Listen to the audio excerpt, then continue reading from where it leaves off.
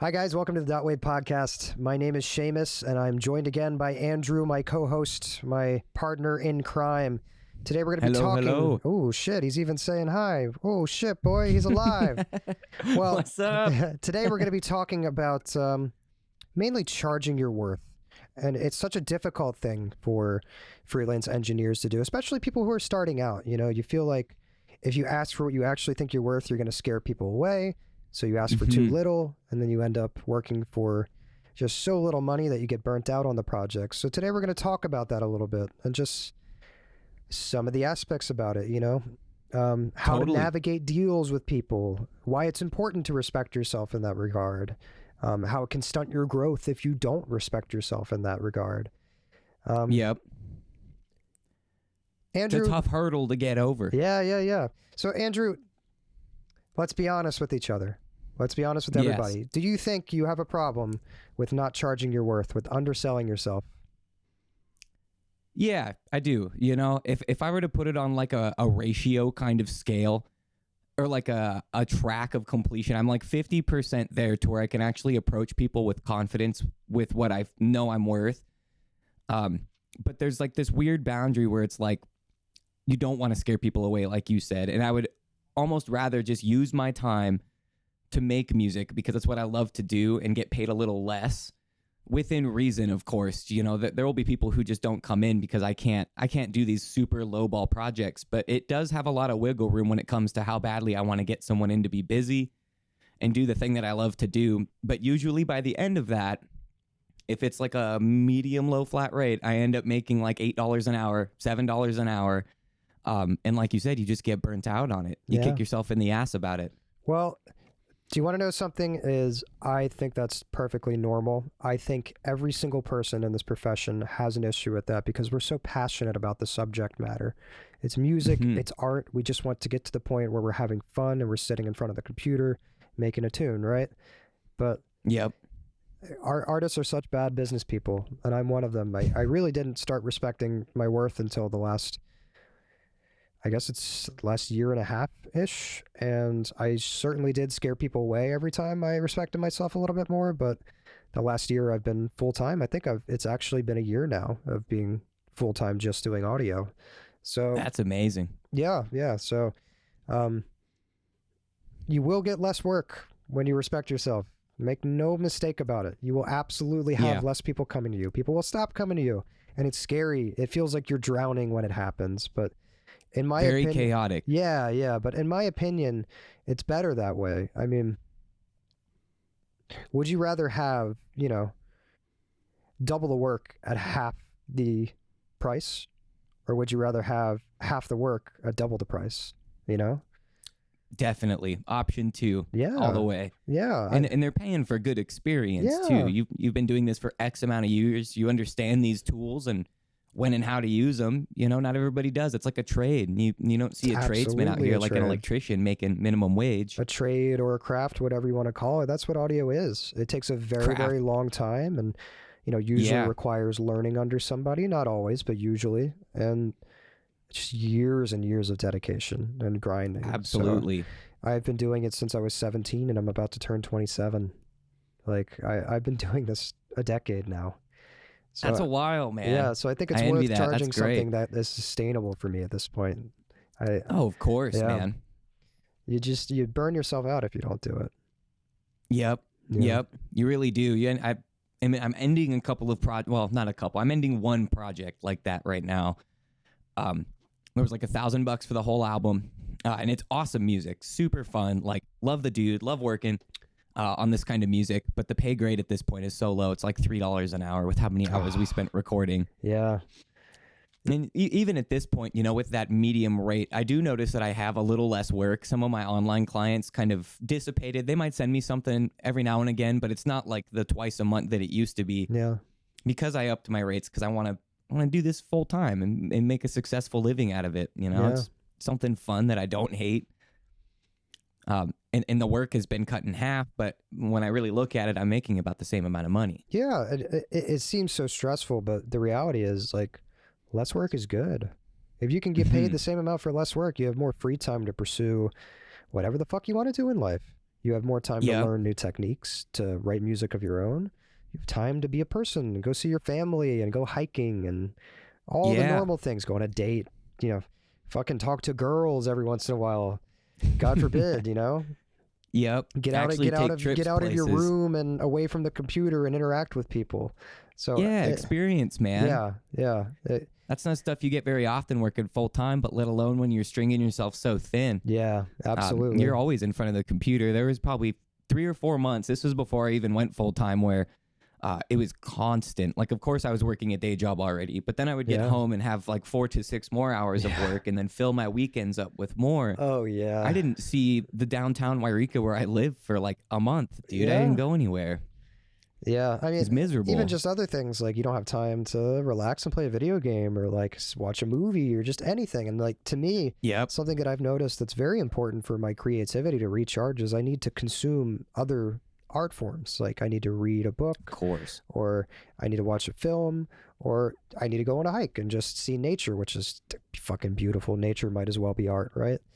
Yeah. If it's I great. don't have time to do that, I get burnt out. It's like, where's the inspiration coming from then?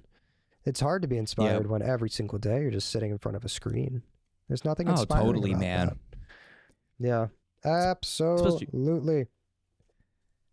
So I mean, my work is cut in half. I guess I'll tell you guys a little bit about myself. When I was younger, I worked at a recording studio during college and a little bit after college. Before that, I did some freelancing, very, very low paying jobs, like 100 to 200 a song, just not a lot. You know, like Yeah. Andrew was saying, you put the hours That's together thin. and it's just, excuse me, I have to burp.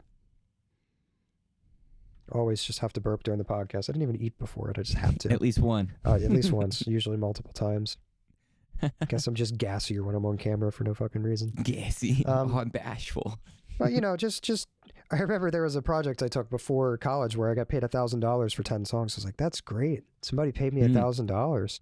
And then by the time it was done, I'm like, Jesus Christ, it's finally fucking done. It was so much not work. worth it. Oh no, Yeah. $100 a song for tracking it, editing it, Oh. and then mixing it, and then trying to make Oh, it my all work goodness. together. It was my first time doing a release that long. Like, oh, dude, Yeah. talk about a headache. But I loved it. And in college, I think when I started working at that recording studio was where I started to notice that I was stretching myself a bit thin, because the money at the recording studio was actually worse than the money I was making on my own at that point. I started Holy there. cow. I started there, and I touched on this in the first episode. First, like band or two that I had come in, I didn't even charge them money just because they had to pay the hourly there, but I didn't even charge them stuff for myself just because I wanted to get people in the door, and bands are so cheap. Yep. But after that, you know, I had a standard rate of pay for me, and I was only making $10 an hour, but I was working at a studio and bringing in bands and Man. producing them. And when a band paid for a mix, they'd pay $150 and I would get $30 to do the mix. So Ouch. yeah, Oh I my got gosh. pretty burnt out. I did a whole lot of work, and I look back at it and I'm like, I never would have been able to make that sustainable. I had another No. job the entire time I worked at that studio. I could not rely on that No. studio just as my sole source of income. It was never going to happen. So Absolutely. And especially like when you're that early in your career to recognize that. I'm assuming early in your career. I remember when you were working at that studio, it was a little while ago. yeah, To like be able to 5 years ago, recognize maybe? that and not have imposter syndrome about it. I don't know. I understand that, you know, the grind is part of this industry, part of any industry really, especially freelance. You know, you're gonna have to grind to get where you want. You're gonna have to sacrifice to eventually make the money that Yeah. you know makes you comfortable. But there's that phrase, work smarter, not harder, right? Like Yeah, I think that applies there. Like it does. I was working so much. I was working like 6 days a week at 2 jobs. I was so Brutal. tired. I was working Oh, yeah. 6 hours at, you know, wherever I was working, a restaurant or McDonald's, whatever it was at the time, you know, multiple jobs here and there. Because I would get burnt out of those jobs too. And then That happens a lot quicker. yeah, and I would I would work like 6 hours there, and then I'd drive all the way to the studio, which was an hour away, go work another 4 or 5 hours, make $50, and have to drive another hour back. Like, Dang. that's horrible. That's rough. That $50 just got burned up in gas, man. Dude, I slept at that studio so many times. just slept on the couch with no blanket. It's this uncomfortable leather couch that's really Wow. just for show, for people to come in and sit down at, to get out of the way of the engineer, essentially. I just slept there. Yep. Brutal, brutal, brutal. I mean, there were Oh, times where totally, I dude. remember mixing through the night there, and I'm in my head, I'm like, I'm making $30 for each mix, or $35. Oh, I'm spending all night trying to get this song done because I know I'm not going to have time the rest of the week to just come in and just mix. Like, I have other things to do. So totally. brutal. You still want to have a life outside of that too. Yeah, I got burnt out there, and then after the studio shut down, I was out of a job for a while. I was focused on my own music, and so I'd work 5-6 days at a restaurant, 8-hour shifts, and then I'd come home and I'd work 5-6 hours on my music, and then I'd fall asleep and just start the cycle all over again. I'd wake up at 4 p.m. and then go to work. Like, Man. brutal. You know, I had no life outside of that. And I made some great music, and I was making a lot of progress in my mixing, but I hit a wall eventually, and it burned me out so bad that I'm still feeling the effects of that years later.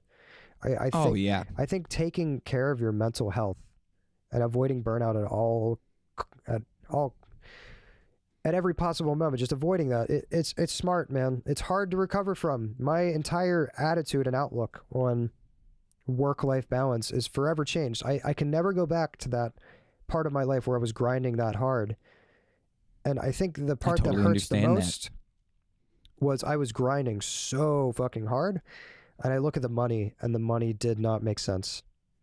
I was working so hard and I was making so little, and that's frustrating in hindsight. I wasted so much time and effort. Made some connections. Totally. Not all of them really paid off. I don't talk to many of those people. Not a lot of those clients still come to me. Some do, but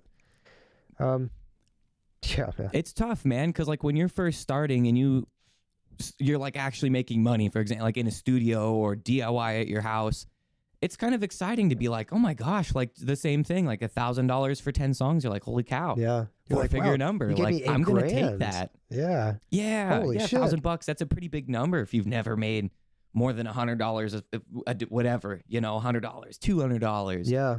$1,000, man. I did the same thing. I jumped on that project, and now it's kicking me in the butt. And the work and the mental like stretching and everything to like keep pushing through with knowing that I'm not getting screwed. I screwed myself. Yeah. It burns you out, man. I look back and feel probably close to the same, man. Like, I don't want to do that ever again. I don't want to grind like that for something that just doesn't connect, man. That barely even paid my bills, you know, and that's a bummer. Oh, and it makes you hate what you're doing, and that's so sad when it's music. You might even like the music you're working on, but by the end of the project, you're like, totally. You just want to fucking puke. It's disgusting. You shouldn't do that. You're damaging yourself. You know, that's not good for you. Those levels of stress when they start, people come in sometimes on those projects, and I just don't want to record anymore after that, man. Yeah. Like, man, I'm officially below $5 an hour. I don't want to do this. Dude, yeah. I'm going to do it. It's going to be great. But you're like, making man, less another than 8-hour wages. session. Yeah, no kidding. And you're doing a skilled thing. You're doing a trade, essentially, and you're doing that.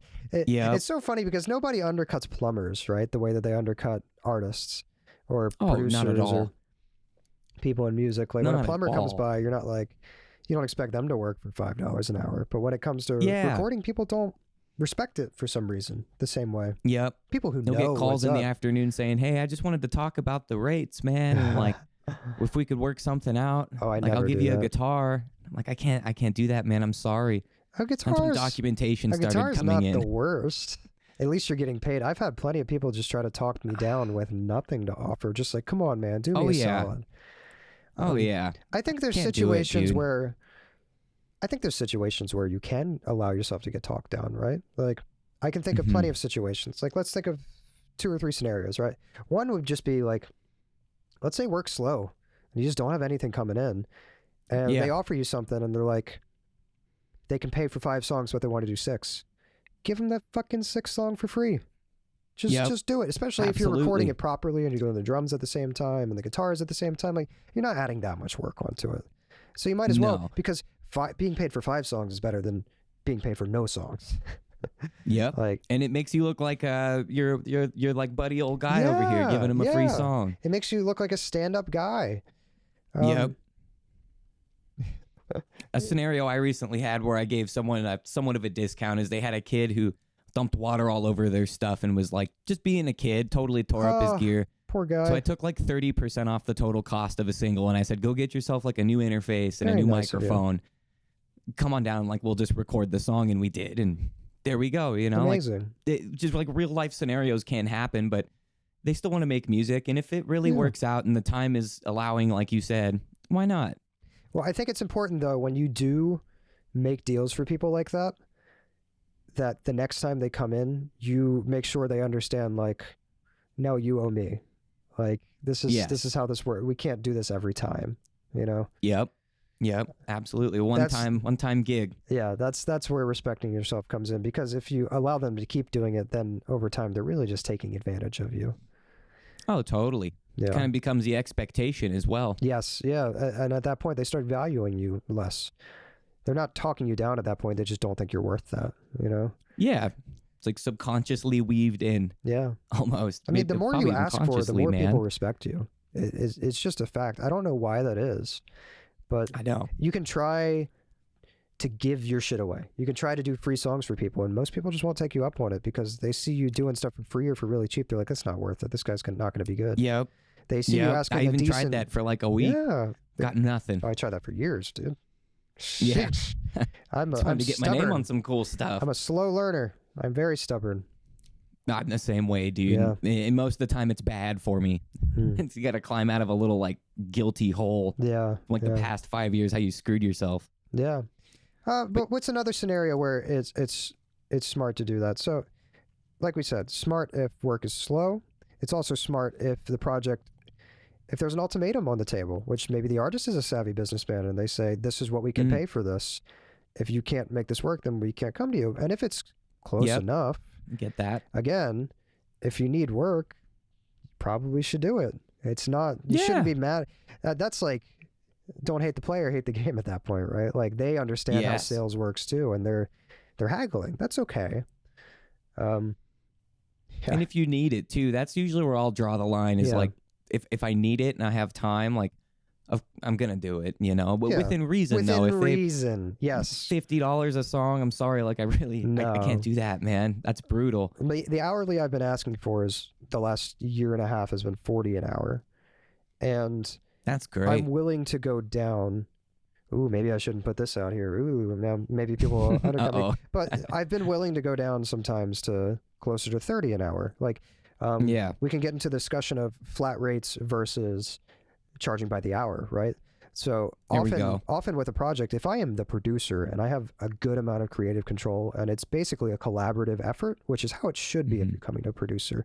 If you want me to be the engineer and press buttons and be your robot, I can do that, but pay me hourly. Yeah. But if I am producing the track and I'm investing myself in it, then I usually do flat rate, because the biggest reason is because, one, I just know how long it's going to take me to work on something if I'm producing. I have a workflow that I have gotten down almost to a science. So I know the rate that we're going to get things done.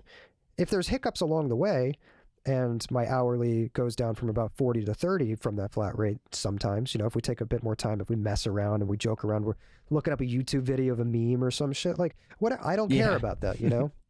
That flat rate affords us some freedoms. It leads to a more relaxed environment.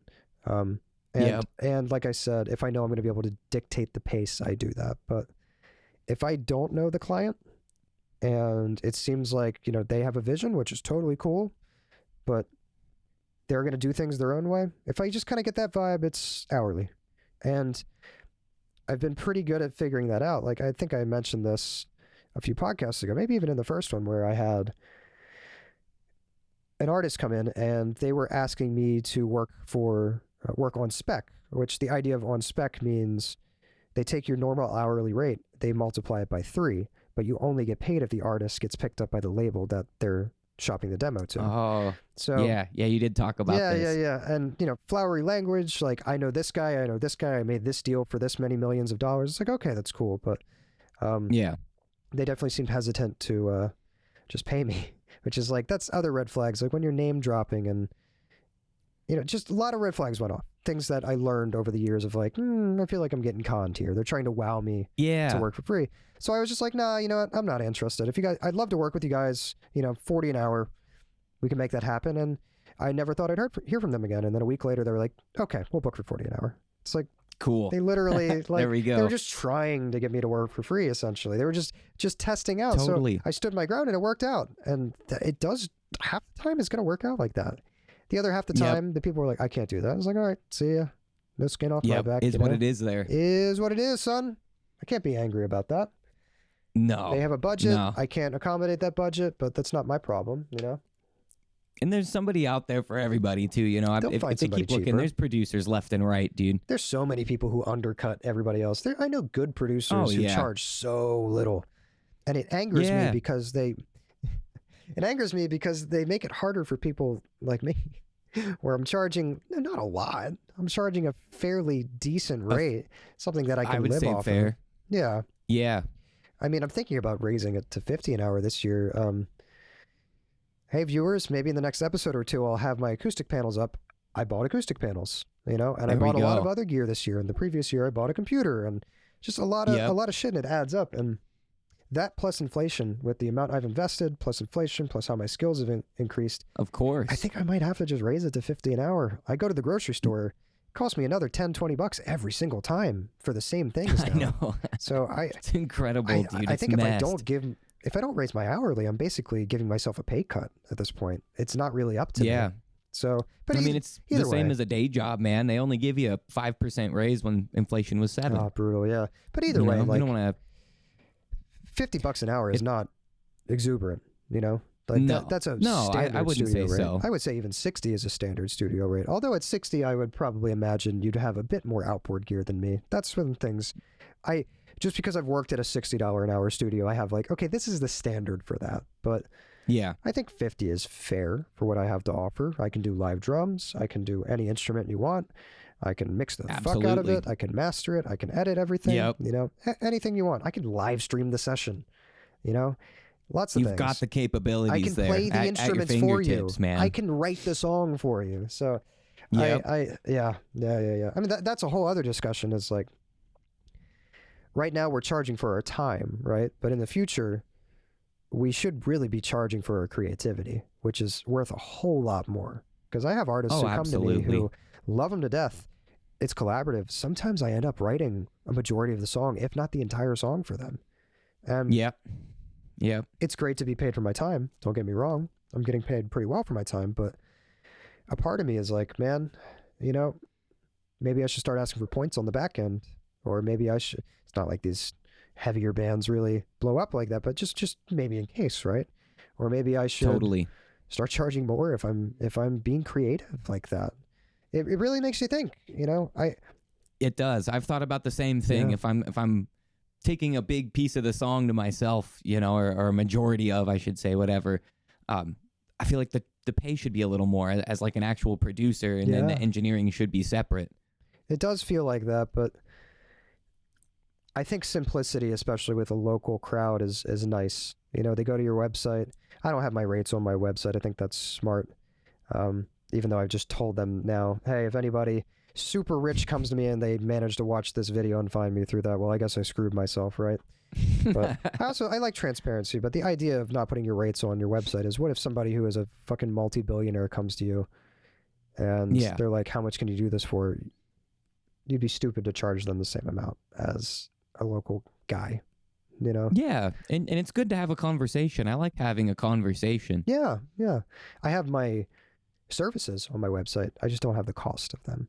I say to get a quote, email me here, because every project is different. Also, like, you know, for a full song, a full band song that I'm producing, I might charge $800, or now after 50 an hour, I guess it would be $1,000, which would be crazy to ask that for one song in my mind, but I'm doing a lot of fucking work. Oh, absolutely. It comes out to 50 an hour, if not closer to 40 if I'm doing the producing too. Yeah. So I feel like it's back fair. to it being a craft, like a trade, man. You get a sync replace, it's going to cost you like $400. The guy's only here for like 2 hours. Yeah, if I write a whole song incredible. For you. Yeah, what was I saying? My brain's hazy. I've been up since 5:30 a.m. I've been up 12 hours Dazed already. and confused. Oh, dude, it's brutal. Brutal. I met a client up in Oregon the other day, and a potential client, a prospect, I should say, and we were talking about rates and the kind of music He's super dope independent musician. He's pretty cool, but he's never like put together like an actual album before. He's just done like demos in GarageBand. Yeah. And we were talking, and I was like, okay, this is my hourly, this is my flat rate. And he's like, well, why is the flat rate more? And I was like, well, it's going to compensate for the amount of hours that are there anyways. Overall, it's a lower hourly for me. Mm-hmm. But he liked the idea of a flat rate because that gives him less pressure on time. Yeah, he's allowed to just be creative. You don't look at the clock and start sweating, right? Yeah, You're not having to be the engineer like, hey guys, we got 30 minutes left. Which I hated doing that when I was charging. I don't like that either. Yeah. I like flat rates, but you can screw yourself if you're not careful. Yes. You have to be I feel like you have to be tactical about how you do flat rates. And if you do flat rates, you have to make it clear this is the workflow we're going to do. This is if we're doing the flat rate, we have to basically follow my rules for it because I know I know we'll get this done in this certain amount of time, and I know it'll come out certain quality as well. I mean, we make these workflows like they get built up over years just because we figure out what works, right? Totally. It's cool when clients have their own ideas, but like, oh, dude, I had this one time I was recording a client, and luckily I was charging hourly, and she just really wanted every time. She didn't like punching in for parts.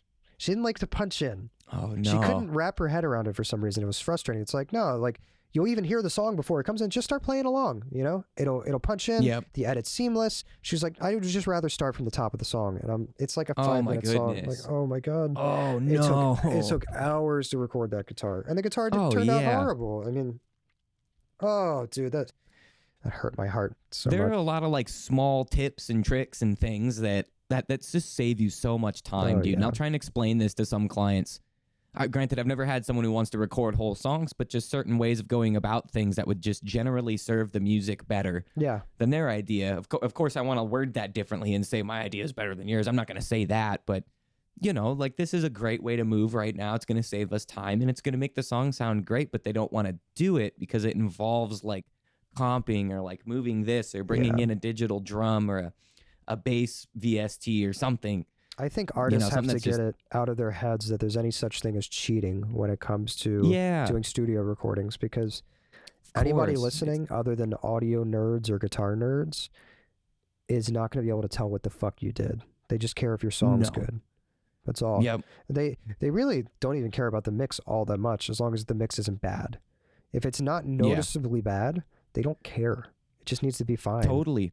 You know? That was a hard one to actually realize too, man, is that I pressure myself too much on getting perfect mixes. Oh, we all do. To where it would like take extra time. That's the obsession, you know? That's like I think audio is a career field made for obsessive compulsive individuals. I believe it, dude. Personal story. I got diagnosed with OCD when I was younger. So it's very true for me. I make music compulsively. I just feel like I have to get something out every once in a while. And you want it to be perfect. I don't know if it's like editing for you, how satisfying editing is. As much as I hate it. It's satisfying in the sense that I know that sometimes I've made it better. Performing it like, it's not bad. I don't know. There's a weird part of me that like it's scratching a certain itch almost. Hey man, if you are the guy who likes editing, but I think the people who actually enjoy editing, those dudes are what a cool mindset, because they will always have work.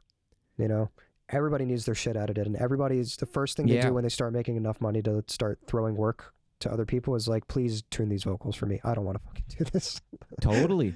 So the people who can do that and not go crazy, awesome. I can do it to some extent. I probably would still if somebody offered me an editing gig, but it does wear on you. Feels like work. It does. Absolutely feels like work. Drum editing is brutal. Yeah. Oh God, I could only imagine, dude. It just takes a long time. I've only time. done like MIDI guitars, bass and vocals, you know. Especially Easy in for comparison. drums. Metal drums in particular are so intensive with editing. Like with like rock drums, where it's just 1, 2, 3, 4. You can get away with just doing like a quick like grab the transients with like a command and then put them on the grid with quantize. But with metal, like there's so many complex things happening. They're going from straight notes to 30-second notes. Then they're changing time signatures. Just a million things. All of that adds up to like you can't just quantize it with one button. It rarely ever works. You just have to take so much time. I'm sure, man. Move everything in place.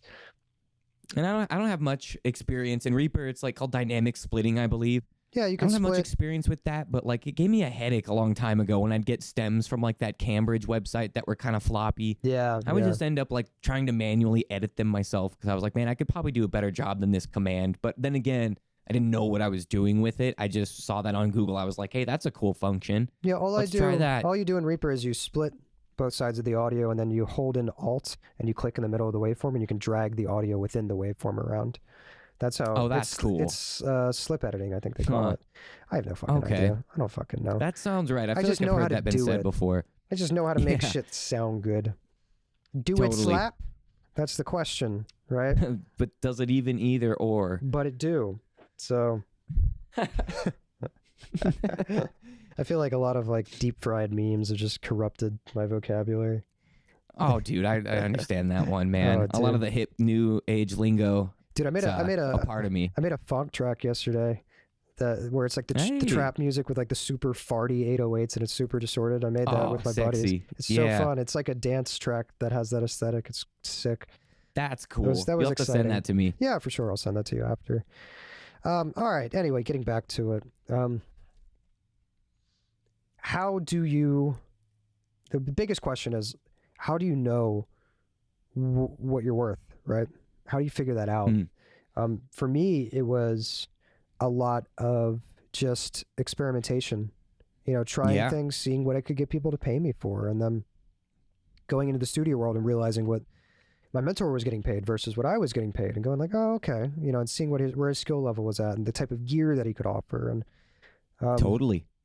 I mean, the rule of thumb is if you have so much work that if you have enough work that you're booking people like 3 or 4 months out, then you can raise your rates. But the reality is, for most local studio owners, that's not really how it works. You're not going to have work that consistently, at least not for a long time. Sometimes you're never going to be that consistent, but you might still make good money. It's more just like, I knew I had to start raising my rates when I was a waiter doing like some bartending too, and I was making like 25, almost 30 an hour. And I'm like, I can do this bartending. Like, I'm not that good at being a waiter. I'm really fucking good at doing music. I should be getting paid at least this for music. I invested in the plugins. I have the guitar. So that's where it starts. You kind of like work other jobs and you get an idea of what money's worth, and then from there you can kind of figure out what your time's worth. And as you get older, Of course. man, your time just continues to be worth and more and more because Yeah. I guess just because you have less of it. This is true. Yeah. Not only do you just value it more, but like I feel like I came to a realization that like every day job I've ever had just does not help me financially very well. Yeah. Fuck And day that it was jobs. frustrating to recognize how I was spending my time every day. It was the same thing as like getting paid crap money on a big project, you know? I think wake I had up, to be the one to talk think, sense into man. you with that. Because I Yeah, you had to, did. I had 'Cause to I've- come to that realization too, and this is like advice that parents hate. Oh, yeah. Parents want you to be safe, and I always think of the Jim Carrey speech where he was saying, my father could have been a great comedian, but he never tried. He picked a safe job that would provide for his family, Yeah. and then that safe job, laid him off a couple years later, and he was out of work 20 years down the line, miserable, and he never did the thing that he loved. So he's like, it's risky either way. You might as well do the thing that you like doing. And Yeah, exactly. that's how I feel. And when you spend 8 hours a day making money for somebody else and making chump change at a normal job, you're not going to have the energy that you need to put into making your audio career actually start. I mean, No. you got to do it for a while when you're just starting out. Like, make no mistakes. course. You can't just start out and immediately go full time doing studio. Like, there's no fucking way. Yep. But full time studios seemed like such a crazy, far away dream for me until I just fucking decided I was gonna charge more and just do it. And then I Totally. charged more, and I was making decent money. I was able to pay my rent, and I was still working 2 days as a waiter. And especially during COVID, the money as being a waiter was falling off. I was working maybe 3 days as a waiter, and I noticed like every single day I went into the restaurant was like the worst day of my life. I was just miserable. Oh, God, yeah. And not only that, it was getting in the way of getting my mixes done for my clients. So I was like, you know what? I think I'm actually limiting myself by keeping this restaurant job because I Yep. could be more efficient and get these mixes out faster and make more money if I just stopped doing it. So that to me was time to quit. You know, That's exactly what you said to me too. Yeah. You got to actually have the time to take these projects on. Otherwise, it's just not going to work. Yeah, I mean, it was so hard to schedule bands when I was like, my schedule changes every week. I can't control it. My boss just fucking schedules me whatever. No way. Yeah. Nobody's coming to you at that point. Or you're like, I am free on Sunday from 6 p.m. to 10 p.m. Like, yeah, no kidding. Fucking way. You're not going to get clients. Not going to happen. No. No. Never going to happen. Even weekends often, man. You know, a lot of these guys are in their 30s and 40s and they have a family and jobs, you know, on their weekend. They want to spend time with their family away from their job. They don't want to come back, drive an hour and a half up north to record for 10 hours a day or whatever. I work, a lot of my gigs end up being on weekends. It's fine. You know, I think being in the service industry, food service industry, I just got used to the fact that everybody else was going to have their weekends free and I probably wasn't. And that's okay. I take my Monday and Tuesday as my weekend, just chill days where I do fucking nothing. Tuesday I collab with Ingvar. Monday I get all my groceries and shit done. I make a point to not work on Mondays ever, to just have it be my me day. And then Tuesdays I try to keep it mostly me day, but I don't always succeed in that. All right, what else we got? There's always something to do. Always something to do, man. Always something. Definitely. Man, that took up a lot of time. We're already at, I think we started like 5 minutes in. Yeah. Hell yeah. What else we got? Oh man, I forgot what I was gonna say. Yeah, I've had a lot of little tangents that I wanted to go on, but we kept going, and so I just lost them. Yeah, which is what it is. Yeah, Maybe in the future I should type these down as we're working, right? But well. There we go, huh? What are you gonna do? Like live and learn. Hourly rates versus flat rates. We talked about that. Experimentation. Experimentation. That's pretty much how I got to the rate. Like an average rate that I have now. What are you charging now, or what's the rate that you ideally like to charge? $500 a song. Okay. And then from there, it's kind of wiggle room. 500 is like where it starts to be respectable. You know what I mean? That's where you start to be able to make money off of it. Totally, and I have been, and surprisingly enough, you know, people are still showing up. People still, and if they come to me, I kind of already know what they're looking for, and a lot of it's referral marketing, so they already know me from the local community and what I've done. Word of mouth. It's pretty easy to get people to come in at that rate because they've probably heard from the guy down the road, you know, that, he did this for this, and this is what it sounds like. It's great. So, but it was experimentation to that point. I started out at that $100 a song, even less than that sometimes. When I first started, $25 a song, I think I did $75 a song for my first EP I did for 75. Guys. Yeah, it was brutal. So much work. That is rough. It was my first time working with live drums too, so like I had to learn new things, and it just took so long. Stressful. Yeah, it's extremely stressful, man. Extremely. Learning a whole new thing on the spot is like, oh my god, like this is crazy. And we have like responsibilities to get the project done and everything around it. I can't just take my time. They're asking me, hey, when are the mixes going to be done? It's like, I gotta get this done. I gotta shut the fuck up and do this. Totally. Yeah. It's hard. What else can we say? Looking at your competition, that's another topic that we had. Totally. There's not a whole lot to this. It's just like, see what people around you are charging. Like I looked at what my mentor was charging versus me, what my friends around me were charging. But I think with that, like we were saying earlier, there are always going to people Jesus, I can't talk. There are always going to be people undercutting other people around them. They might be talented too. Yeah. I know quite a few engineers who are very talented who are charging very little per song, like $200-300 a song. Nothing, right? No money. Very cheap. Very, very cheap. And they have all this expensive gear, and I think about it, and I'm like, oh, well, they have a day job. Totally. Is what it is. Those people are going to exist. You could hate them. You could be petty and hate them, but they're just doing their thing. And I will say they might be really talented, but I think they're going to have issues actually getting that studio thing to be anything more than a part-time job at that rate. Because they're making so little from it, and they have to invest so much time, and then they have so much other time that they have to put into a job that has nothing to do with music. So spreads you way thin. Yeah. So thin. But going back to what you're saying about how you're not really having trouble with people coming in at $500 a song, that's great. I've noticed, like, sure, I get less offers now, but usually if people are serious and I tell them my rate, they're just like, cool. Like, and then they just come in, like, there's no arguing anymore. I've weeded out the annoying people who try to really talk me down all the time. The less you charge, dude, the more of a headache the people are. Yeah, there was this Plain and simply there's this put. very talented rapper who would come to me like once every year and a half. And every time he would come to me, my rates would be higher. And the last time he said, man, I feel like you're ripping me off. Every time I talk to you, it's more and more money. And I eventually just had to, I was really nice to him. I was like, look, dude, like, I'm trying to make this a career, and this is not sustainable if I'm doing $50 for a song. You come in, you rap over it, and I mix it within that same hour. I just don't care to do that anymore. That's not the type of project I want to work on anymore. I want to do something more. I've got a few buddies that I've been doing like that for. Absolutely, dude. You want something that's gonna like actually push you forward and like let you live off of that, it, man, and I just pay want your something bills. I'm proud of. I'm kind of annoyed with I'm kind of sick and tired of people bringing me beats off of YouTube and recording everything in one take and then having me mix it. Yep. It reflects poorly on me when that has my name on it, and also like I just don't fucking care about it. I'll be honest, I can make a better beat than that.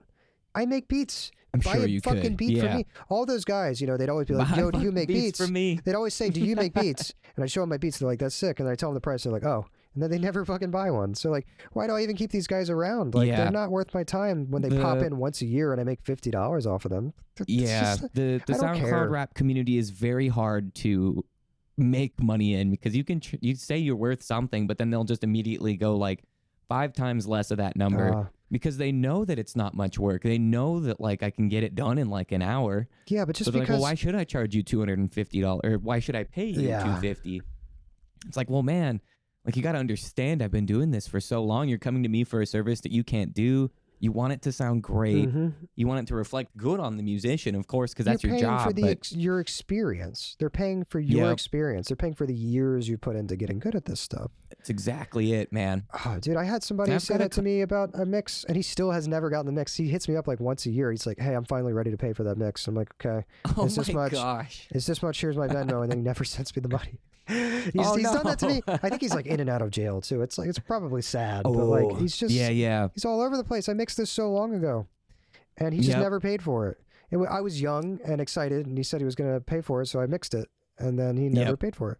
And now I just have this fucking track mixed. And then he argued with me, why should I pay you, this for a mix when I can go to my buddy and he'll do it for $15? I'm like, well, then why'd you even hit me up? I'm like, well, if I do it, it's got to sound better. I've been doing this for however many years at the time. It was like 5 years at the time. Yeah. I don't think your friend's been doing it for that long. It's just a lot of other things. It's like, well, because it's going to sound good. There's a lot of small variables what my stuff sounds like? Do you want it to sound like that? The thing that frustrates me about that rapper who stopped coming to me, the one in particular, he was so good. And he even would say things to me like, I stopped going to you and I went to my friend who was cheaper and I was like, man, we just got to go back to Seamus. It always sounds good when we go to him. But there you go. That's what you need to hear. But then when I asked to get something respectable for money, it's like, nope. It's like, well, in one sentence, he's complimenting me. And then at the end of the session, he's like belittling me for asking for money. So it's just, dude, whatever. He thought I was more expensive when he was paying like $40 for an hour for a quick mix and a. Oh my goodness, though. Whatever. I don't think they realize how great of a deal that is. They don't. Like, at all. They don't do any research. They just know. Yeah. Like mixing and mastering. Like, oh, that's the easy part. Yeah, dude. Their buddy has a give it a shot. Their buddy has a Focusrite interface and a computer speakers. He can just do it. Why do they have to pay me? That's the mindset, right? And in some aspects, it's like it makes you nervous as an engineer knowing how affordable recording gear is. But then I also think, well, I only got into this because it was affordable.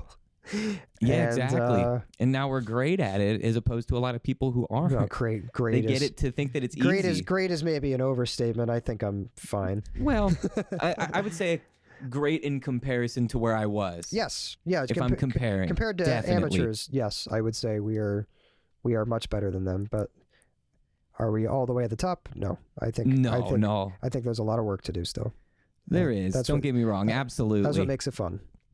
Comparing to previous me, definitely made some big strides. Yeah. And with those guys too, I still have a few buddies that I do some SoundCloud rap for on like a very cheap scale. Yeah. Because they're my friends, know, and I don't mind. I don't know. It's an awkward thing at this point, I suppose, which it shouldn't be. but we do the music. One guy though on like not paying you, it's the same kind of scenario, man. He'll bring me like $20 every 2 months. He has like 4 kids, and he's a great dude, and he's busy, and I feel like he knew exactly what was going to be going on price wise. We did like 4 songs. It was like a $400 mix, or $400 mix, $100 a song, and he pays me like $20 every 2 months. Did you make the mistake of giving him the songs before you got paid? Surprisingly enough, no. I still have all 4, That's and smart. one of them is not totally complete. Yeah, smart man. So What's the point in completing it if you haven't made the money yet?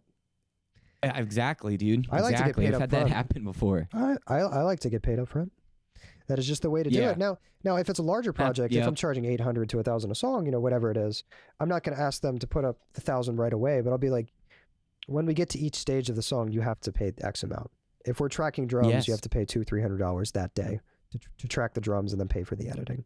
Yeah. So I do make sure I'm not getting like little chump change. I'm like, I'm not even going to do the work until I've made this amount of money first, and then then it's worth it for me to do it. Yep. That's something I never- started doing recently too, and you also brought that up to me. It's pay for recording the day of kind of thing. Yeah. Payment is due at the time of service. Doesn't mean all of it, there but we the go. payment for the time that you've done, whatever it is that we agreed upon, whether it's a flat rate or not, you have to pay that the day of. If it's a situation where a guy's like, you've worked with him a couple times, he's like, hey, I don't get paid for 2 more days. Can I just give it to you on Friday? Sure. And he's like, but I can only come in on Wednesday this week. Do you still want to work? It's like, sure. Why not? I'd rather just get this done now because I'll get the money in 2-3 days, like whatever. And then they can come in the next week and we can work again. Like a lot of these clients, a lot of these clients, it's not like the old days where they come in for months and they just hang around at the studio and they live in a hotel. It's like they come in once a week, once every 2 weeks. So Totally. if they miss that that week because they don't have the money, but they're gonna come next week for sure. It's like, well, if you can get that money, even if it's a little deferred, like in that case, it's worth it. Like you don't want to miss a week. I would say essentially, so. You're missing a week of payment overall, even if it's a little bit delayed.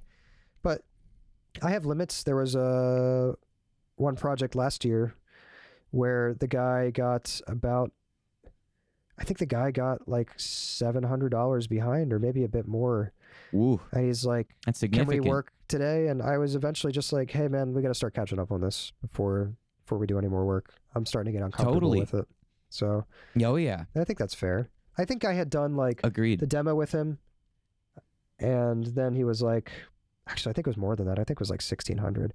I think we had done the demo with him, and he was doing 2 songs at the time.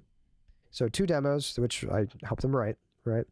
And he wasn't able to pay that day. And then we tracked the drums because the drummer only had limited availability. And I think I maybe stopped before editing the drums. I was like, we need to start catching up. It's there we go. It's getting to the point where I'm getting uncomfortable. Yeah. So, and it's good to call it there, man. And he paid, and it was great. And he paid me a lot of money over the last year. He paid me, I think, like $8,000. So that's amazing. Yeah, that's great. That's cool, man. When you get clients like that every once in a while, don't let them go. Oh, It's totally, dude. I'm super grateful for the people I've gotten to work with as of 2022 so far. It's been amazing, They dude. won't last forever. They made a lot of good friends, They too. won't last forever either. When somebody is coming to you that consistently, like it's going to drop off at some point. So just appreciate it while it's there, because that is special to have that type of security. Totally. Just knowing you're going to have a does not certain come amount of very work. often, dude. Yeah. It's usually the contrary. Yeah. I get more naysayers and lowballs than anything else, man. Yeah. How do you deal with lowball offers? How do you deal with your balls? How do you deal with your balls hanging lower as you get older? What do you do about that? Balls hanging low. I get whitey tighties. So how do you deal with lowball offers? That's a good question. Usually I would just rebuttal with what it is that my flat rate is. Yeah. Or I would say if there's like something a lot more simple that you want to do, like this might be making it a little more complicated than it needs to be. But so $500 a song, that's for like MIDI drums, bass that's for a record, the works. That's for a totally. band. Yes. Yeah. But if they want to do like, hey, I only have $275, but it's literally just an acoustic guitar and my voice. Oh, perfect. Can we do that? Yeah. So I'll be like, absolutely. I won't, I'll try and like gauge it that way and quote per project, I suppose. But if it's like on the full band thing, I'll say, look, I'm sorry, like my flat rate is this $500, or we get, sometimes I'll throw out the hourly, but it seems like so far everybody's really uncomfortable with the hourly.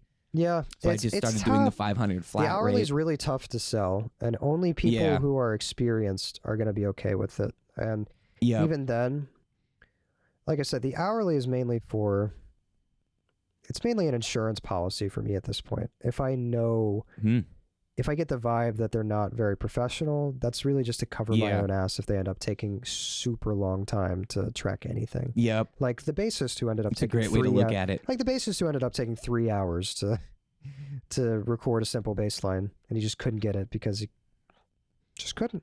So that's and at a flat rate, that's just chipping away. Yeah, at a flat rate, all of a sudden my hourly time. went down from 40 to 35 to 30. It's like just losing time. So Yeah, aggravating. Yeah, so there's no right or wrong answer there, though. You know, even bigger name people will do things for flat rates. You know, it's not all hourly at the top level. It really isn't. No. So I'm sure it's per person, per project. Do what works for you. Personally, I found that I can sell the flat rate a bit easier, and I can make about the same amount of money on it while keeping the clients and myself more comfortable. I think it's smart to breaking it, compartmentalize, you know, each section, like payment is due before I do this, and then the next payment is due before I do this. I think that's super smart. Yep. There's things like PayPal credit you could do. Which every time I brought that up, people get uncomfortable with it for some reason.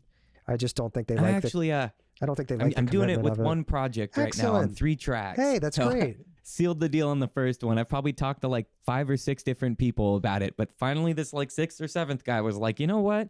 Instead of waiting another 6 months till we have the money, let's do this. So for the viewers that don't understand how PayPal credit works, it's kind of fucking insane.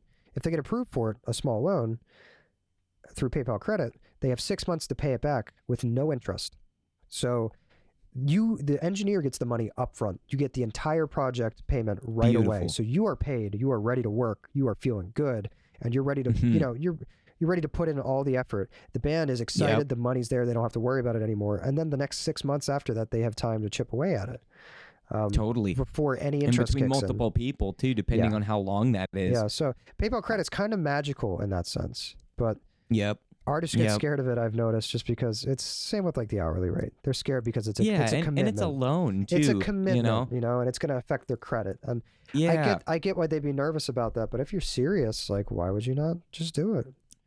Yep. Why wait? And in a lot of cases too, when I hear about some kind of you know, that takes a while, and you know, someone will put in a deposit. I've got a band that put in like 2/3 of their deposit, and a bunch of drama started happening, you know, a bunch of problems. So I was like, hey, PayPal credit is an option. And between the 5 of you, that would be like $6 a month if you did it for like 24 months. That's insane. Super like simplified, super low.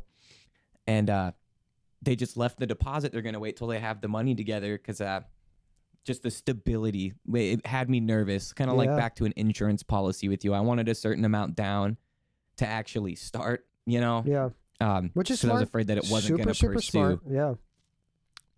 Just some like little red flags kind of sent me in a direction to throw up PayPal credit. Yeah. It's like, hey, this is a way that we could get started like immediately. You guys don't have to wait. I know you have like stuff going on, so it would like be super easy on the pockets. Yeah. But we'll see. I'm sure I'll get a band with that at some point. I guess the last thing I want to say, because we're approaching an hour now. I guess the last thing wow, we are. Yeah. Dang. This one really did fly by. This one is a good topic. We didn't even get to the second topic that we had just in case, which is good. That's great. We can save that for another time, but all of that stuff there kind of applies to this. But whatever, fuck it. I'm not going over an hour. I've already given you people an hour of my time. I'm not doing more. I've been up since PayPal's in the I've been comments. up for 12 hours now, so I'm getting tired. Woo. I bet. Wow. So, what was the last thing I was gonna say? Oh, sheesh. Oh. Sheesh. Lost. I had it in my head. Oh no. Fuck. The last thing I want to say is, you know, when you're experimenting and you're asking people higher prices, you have to understand how to haggle. You really have to understand how to haggle, because if you're smart, you're not going to say your lowest offer that makes you comfortable right away. Yes, I've made that mistake. You're going to say a little bit higher than what you expect to get paid. And you are going to be surprised when people say yes to that. And then all of a sudden your standards go up because you're like, I can get paid this. People are willing to pay me this. And then all of a sudden you feel like you're worth more. You're going to put in extra effort to that project because you're getting paid more. Oh yeah. It's a great You just effect. feel it in your heart, dude. If you, like lights you on you fire. never do that, you will never make more money. It just won't happen. No. There's a statistic floating around about, or just a psychological thing with men and women, where men tend to be more assertive in asking for raises. And, you know, they say, you know, this is one of the reasons why women tend to get paid less overall throughout their life. There's a ton of other reasons, right? We can look at sexism in the workplace. Sure. And that's definitely a real thing. Absolutely a real thing, as my dad who works in a corporate environment can tell me. Super real. But the premise of that is interesting. And I think it can apply not just towards the sexes, right? Let's not get gender out of this at this point. That was just to explain the premise. People who ask for a raise are way more likely to get a raise than the person who never asks. They're going to get more raises in their life. So you have to advocate for yourself. If you don't, you're going to be stuck. You're just going to be stuck. Like I did it at my side gig at the church that I work at. Like most audio guys, I do live sound and streaming mixes at churches. At a church, I should say, each weekend. Why? Because it's still music. I still get to EQ and compress things. It's great. Totally. And two, because it's fucking good money and it's consistent. Yep.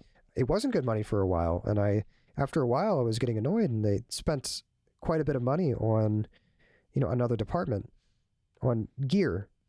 And I ended up saying to them, you know, it's frustrating to me that you're able to spend $100,000 on this, but you can't pay me a competitive wage. Mm-hmm. You know, that's very frustrating to me. And the next day, I walked in and there was a check on the desk, and my wage went up to something much more respectable. So that's amazing. That would not have happened. They wouldn't have just given you that. Employers aren't going to do that, and neither are clients. They're not just going to offer you $1,000 a song. That would not have happened unless I advocated for myself and I told them genuinely how I felt. And I didn't even have to give them the ultimatum of I'm going to leave if I don't get more money. But I mean, obviously that's implied there. If you say I'm frustrated, you know, I've made myself invaluable to these guys now, where they don't have anybody else who can mix like I can for them. And I've set up me and the other sound guy, Clint, we've set up entire systems that if one or two of us leaves, crashes and burns, they will not be able to just pick it up. So I've even had them say that to me, which is great. And now I have more push in that company. Now the next thing that I'm advocating for is getting rid of our electronic kit and getting a live drum set. And I would have never had the sway in that organization before to do that. But this last year and a half, 2 years, I made myself very invaluable to them. So that's awesome, man. It feels good. You do a good job. Well, thank you. It feels good though, man. just because the more you do that and you advocate for yourself, whether it's raises or other things like standing your ground in terms of your workflow or just anything, your integrity when it comes to that stuff, the more you do that, the more they value you. I don't know. The more you'll be able to win those fights, you know? And the more you do it, the more comfortable you'll get too. If you're anything like me, and I'm sure this is like anybody really, it was very, very awkward at first to talk about anything money. So I'm slowly getting comfortable with like the haggling process and with kind of like reading them, and recently been trying to do that more on phone calls and trying to like pick up maybe what they're feeling through how they're expressing themselves verbally, you know, and not feeling awkward and trying to make light of it and make it make sense, make that number make sense to them confidently. Because before I'd be stuttering over my words the whole time, and I would close on any number like, oh, 250, okay, let's do it. When you're not to, sorry to interrupt you, but when you're waiting tables or bartending, you know, you're always trying to upsell, right? Like that's the thing. You make a better tip if you sell more. So it's the amount of money you make, unless the person's a cheap bastard, is directly correlated to how much you're able to upsell. And you just learn like systems. You learn like, if I say things in this cadence, if I go in this order when I'm saying things, this works. And you experiment with it, you try new things, and when something doesn't work, you're like, ooh, careful of that. Try one more time. Doesn't work. You're like, don't do that. Figure out some other way to approach that topic. Like, and same thing with audio. Just business in general. Same thing with mixing. That's the same way we mix. You know, troubleshooting. The way my brain works is everything is troubleshooting. everything is a process for me. And It is. processes Yeah. can always be improved. Processes. Well, I don't know. That's all I fucking got, because it's been exactly an hour at this point. Yeah. This has been a great discussion, though. We definitely Absolutely. had some good energy with this one. In the last video, I put both of our websites in the description. I'll do the same here. I urge you guys to, Oh, I gotta send you some links too. well, I have your website with all your, oh yes, you do have to send me links for the stuff you're working on now, but Yes. I have your website with yes. all, your portfolio and stuff. So I urge people listening to go check it out, to see where we're at. I don't want to pretend like we're some, high level pros here. We're really not, but we are working engineers who are now making a living off of doing this. And I think it's entirely possible to do it. This is my bedroom. It really is. That's my bed back there. I sleep on a futon. Talk about Yeah, sacrifices. same. Most of my room is studio gear. Yep. And it doesn't look all that special at this angle, but I promise you, all the gear is over here. All the treatment right now is here. I have bass straps. I have shit here to make it sound good. Yeah. I just And want it works, man. Yeah. I mean, not everybody can just jump into a whole commercial space or a whole other part of their house and just make a whole studio. That's an extra expense. It's easier to just throw it right up where you live. The audience for this show is not professionals. It is amateurs looking to break into this industry. And you're getting advice from people who have pretty much just broken into the industry not that long ago. I was part-time. It takes a long time. It takes close to a decade for most people to get full-time. And here I am close to a decade later. I've been full-time for a year now.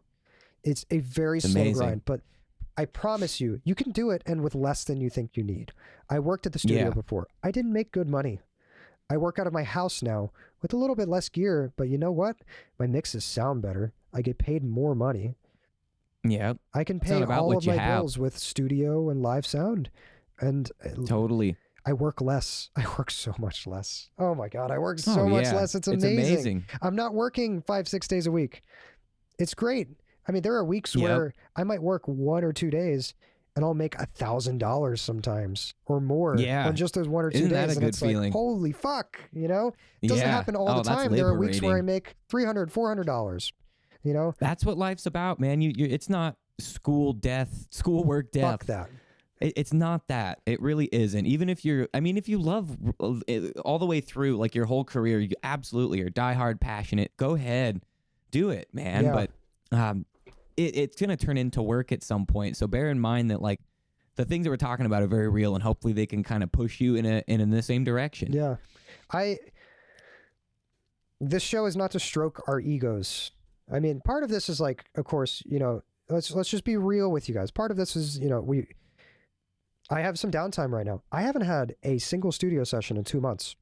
That is as real as shit gets, right? Because the holidays always get kind of slow for me and after. And this is a really slow period for me. If I didn't have that church gig, I'd be fucked.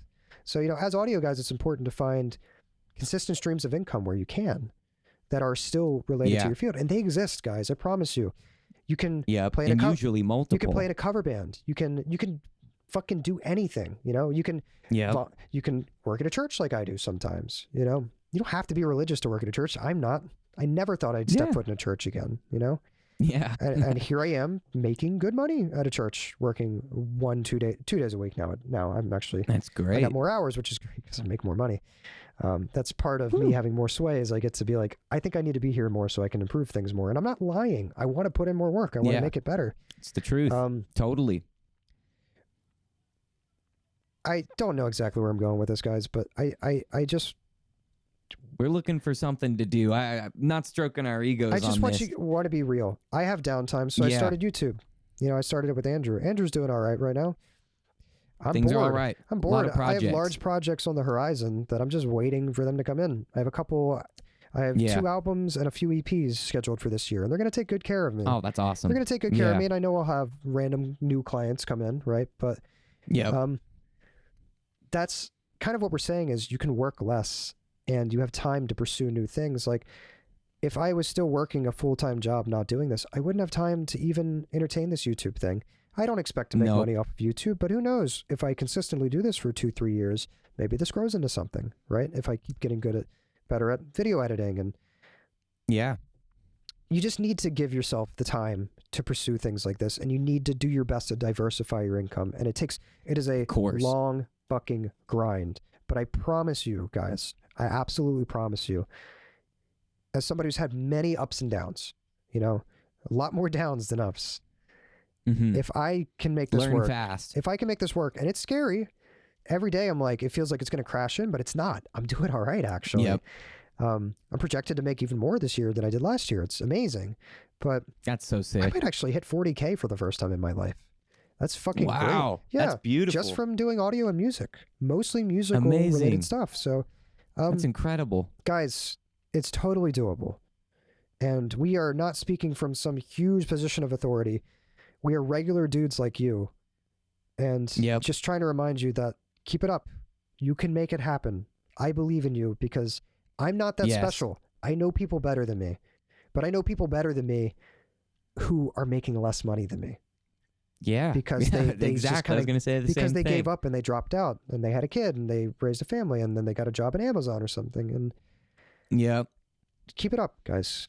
It's totally Life can doable. happen. Yeah. But it's still doable. If you can put the time in, you know, it's not like a 24/7 grind. Don't work 20 hours a day. It's not. You know, and get 4 hours of sleep and be miserable. Have fun with what you're doing and make sure your mental and physical health are in check to make sure you can do it efficiently and positively. But it can happen, man. I feel the same way. I did nothing super special. And it's going to come in spurts. It'll come in spurts. Like, I've worked 2 days a week for the last 2.5 months. You know, it sounds like a dream to a lot of people, and it's a little nail biting. Like, when's the next work going to come in? But I know I'll be okay. You know, just trying to remind myself this has happened before. This is okay. I've dealt with this. I know I have projects coming in. You know, they're scheduled. I'm just waiting. It is kind of in spurts, huh? But you know, it gives me time to work on new ventures like YouTube. I'm going in circles now. Work on new music. What the fuck am I trying to say? Oh, I had something. The possibility is out there. It's very doable. Guys, anybody can do it if you have the mindset for this. We are not that special. I think Andrew and I are pretty talented, and any artist thinks they're fucking amazing, but they also recognize that any good artist knows they're good, but knows that they're not the shit. You know what I mean? Yeah. Like any good artist has self-awareness. You're good in like your area. Yeah. Every artist, it has like a niche spot that they're just fucking killer at. But my advice is to take every single opportunity that comes your way. Yeah. Respect yourself. Make sure you're getting paid a decent amount. And don't be afraid to diversify. Like I said. Totally. I am not a church guy. Raised Catholic until I was like 8. I hated that shit. I thought it sucked and it was stupid. I really didn't. I really never wanted to go to church. I played in metal bands. I wore fucking devil shirt T-shirts and had songs. I feel that, and had dude. songs Totally. Screaming like "fuck God." Like literally as edgy as it gets, right? Yeah. And here I am as an adult. I got offered to do a job, and I said yes because I would have been stupid not to. And I've met a lot of people through that, and I make decent money, and it's helping sustain me as studio work is slow. And that's the message I want to get across. Diversify your fucking income. Don't expect to just be able to mix stuff that people send you over the internet and just make a full-time career. It's not going to work like that. It's not going to fucking happen. That is so rare. Just get good at recording, get good at editing, get good at everything you fucking tuning, can. Writing songs. You never know where your big break is going to come from. And not even big break, you never know where the next source of income is going to come from.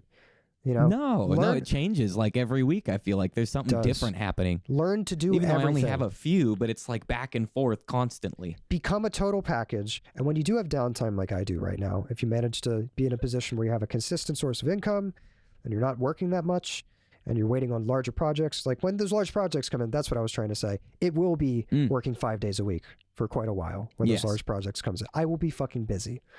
But during this downtime, learn new skills. Become the total package that you know you can be. And not only that, you know, flip side of things, and this seems like completely opposite advice, slack off sometimes. If you feel like it is good for your mental health to do fucking nothing sometimes, do it. Because all of us are moody people. All musicians have mental health problems. It comes with the trade. Take care of yourself. And cherish your sleep, man. 8 Oh, to 10 sleep hours is of sleep. huge. If you need 10 hours of sleep, get 10 hours of sleep. Don't trip yourself up on sleeping too Yeah. much. And I mean, of course, within reason. I have but a mostly nocturnal lifestyle. You know, I don't. Yeah. It's a good day if I wake up at like 11 or 12. Sometimes for the church thing, I have to wake up super early, and then sometimes I wake up early a few days after. But that's not my natural circadian rhythm, and that's normal. Totally. Night people have been a thing since the dawn of fucking mankind. I mean, back then we were useful because we would stay up at night and make sure there wasn't a predator coming to kill people while they were sleeping. Yep. So don't feel bad just because society isn't built for you. You know, we're all artists. Totally. We are all outcasts. We're all the people that didn't fit in everywhere else. So don't feel bad for not being normal. If I can make this work, you can make this work. I fucking believe in you. And I believe in you, Andrew. You've been making me proud because I don't know if you guys know this about me and Andrew. I kind of had like a mentor role to Andrew for a while. And now Andrew's just a peer of mine. He's just doing good work. I mean, he comes to me asking for business advice sometimes because I've got a couple more years of experience than him, but he's went full time earlier than I did. And you know what? I'm not angry. I'm fucking happy. Andrew's talented, and it makes me so excited to see one of my buddies who I helped out years and years ago doing well. So good on you, Andrew. Dude, thank you, man. Everybody out there Really right now who's appreciate that. still working the grind to get this full time, don't fucking stop. I'm not going to keep repeating myself.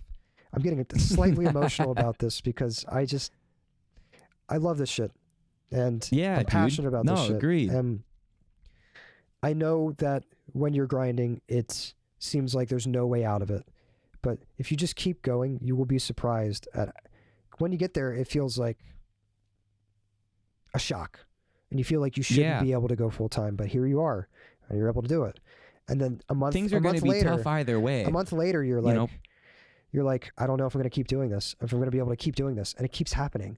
And that's all full time has been for me, is a lot of strung together months of like, I don't know if this is going to work, and it keeps working. So I don't know if that uncertainty ever leaves even after you've gone full time, but I don't think it does so far. Yeah. Granted, I've only been a few months, but it's still, like you wake up and like, oh, here we go. Like someone hit me up. We're going to start a project. Let's try it. Cool. Yeah. It's risky. It's difficult. Like either way, like I thought I had a secure day job for like 5 years as a butcher / like beef slaughterer, like all kinds of stuff, multi-man. And they went out of business. They pretty much rebranded and laid off like 50% of their workforce. Yeah. And I had been there for that long thinking that I had a secure job. COVID happened. Nope. For gone. COVID happened in my instance where restaurant work was paying think of really that good too, money. Absolutely. COVID happened and restaurant work fell off. There was 4 months where I didn't have a job. And then when they opened back up, tips were like halved. I wasn't making a lot of money. Instead of making 200 plus a shift, I was making 100 a shift, which is not great. Oh my gosh. You know? Yeah. So it's risky like that, dude, no matter where you are. No matter Because those what you people do. are running the same way. No matter what I'm you sure. do, it's risky. So we're going to quote Jim Carrey again. Do the thing that you like. It's all risky. It is. Pick and choose the risk that you want the better reward from, the better return from. What do you really want? Like mental peace or a shitty $2,000 a month and don't where be afraid, you hate 80 hours? And don't be afraid to revise your goals. COVID changed all of my goals. I was going to move to LA in April 2020. You know, I was even talking to Andrew. We were going to move together. And Andrew, I think, was like, I don't know if I can. I was like, I'm still fucking going. I was still going to make it happen. I'm out of here. I'm doing it. I was still going to fucking make it happen. And then March of 2020 happened and the world completely changed. And you know what? My priorities shifted. I started focusing on what I have here, and I was able to get full time then. And now I'm focusing on, okay, well, if I'm making it work here, I probably don't want to move away from my clientele quite yet. I don't have the draw to have them come to me. Like, well, maybe I should focus on, maybe I should buy a house. Maybe that's my next goal, is to save up, buy a house so I can convert that into a home studio, like an even nicer one, right? Yeah, right now I have one roommate. Totally. You know, my buddy owns this house. It'd be nice to not have a roommate and to not have neighbors really close by so I could make noise late at night, like really make drum noise. Like nobody's going to complain about me mixing at night, but if I could have a drummer over at midnight, cool. Perfect. You know? That's amazing. That's so nice. So don't be afraid to change your goals, guys. Things change, but it's not a failure on your part. If you are able to continue working, then you haven't failed. You're actually making it, because nobody has a goal and goes for it and just achieves everything exactly how they thought. That's just not how real life works. No, it's chaos, man. It's complete chaos. You just got to deal with it. You got to learn fast. Yeah. Find those points that don't work that you can consider whatever you want, failures or non-success, whatever, unsuccessful endeavors, and just realize that real quick and stop doing that. If that hasn't worked for like 6 months, I mean, find something else. Of course, to if do. you enjoy it, try it again, but like find something else. Yeah. So, there's more than 2 or 3 things you can do in music to survive. There's a shitload of stuff. There's a lot, and people don't like to admit that. I mean, it's not like it's easy. Like we said, 10 years is the average grind to get to a full-time, gig. That's a while. It's a long time, but there's a lot of things you can do. You can play in cover bands. You can, like I said, work at churches. You can go into composing for indie games. You could. There's a million different avenues that you could try. Tons. And vocal lastly, tuning on Fiverr. The last thing I want to say on Fiverr. The last thing I want to say is, a lot of people when they start out, they're very passionate about one or two kinds of music. I was the same way. I was metal and hardcore. Yeah. Right? And as I've continued to do this, my taste has diversified, and it has to. You cannot. You've grown a lot. Thank you. You cannot stick with one thing, because there's no growth there as a musician. You need to continue to grow, because you don't know what you're going to be good at until you try it. Try every genre you can. Anything that slightly interests you, fucking try it out. Yeah. Look for new music all the time. Every single day. And if you excel in the craft of those genres too, it's just going to benefit your client base. If you're like working in a local scene like I am, like I wouldn't be doing it if I was just metal. Yeah. I've gotten folk music, rap music, like weird country rock blends. I might have a and country stuff. album come in later this year. I've never worked on country. Fuck it. Why not? That's going to be cool. I can work on music. I know what the fuck I'm doing. I worked on jazz. Exactly. I've worked on rap. I've worked on rock, metal. I've done all that shit. Fusion, hip hop, electronic. All that shit. I've worked on all that shit, and I love it all. And that's what you need to be successful. Just appreciate music. Get your elitist fucking dumb ideas out of mind. Get that shit out of here. Yeah, they're not going to serve you. Don't go like, well, they're not real musicians. Well, fuck that shit. Because they have drop that. Because they have real. You don't need that. Because they have real fucking money they could be paying you. You moron. Don't do that. Yeah. This is me talking to myself from 10. Doesn't mean anything. This is me talking to myself from 10 years ago now, which is why I'm so angry. So. Yeah. All right. Well, I'm gonna stop going on because now I'm talking in circles. But I hope you guys. I just wanted to be real with you guys for a second. And stop the super professional, not super professional, but stop the podcast thing and just talk to you. Just 100% talk to you realistically, which maybe we should do more of in the future, because I really like doing that. That was a nice little release. It felt good. Yeah. It feels good to hear that kind of stuff. I mean, we did some of it, but we're trying to host a show. But at the same time, like I said, guys, we are just normal dudes making our way through life. And anybody can do it. So with that, we're going to end it. Please check out our links at the bottom of our portfolios, because we want you to see where our skill level's at. We think we're pretty good at this. I think you'll agree. Maybe some of you are better. And you're just not quite full time yet. And you know what? That's okay. You'll get there. Just keep at it. Totally. Because half of it is interpersonal skills. There's a reason why the best musicians in the world who can sweep like crazy on their guitars and do fucking 8-string sweeping and shit generally don't make money. Consistency is key. Then they generally just don't make money, because they are horrible at talking to people. So you have to break out of your socially awkward shell, because we are all there, and you guys can do it. And that's all I got, guys. You guys have a good day. Thanks for stopping by. Y'all are awesome. Yeah, we are going to try to think about having a guest on in the next couple of weeks. We'll see how that goes. Yeah, I don't even know technologically how we'll figure that out, but I want to start doing that. Cool.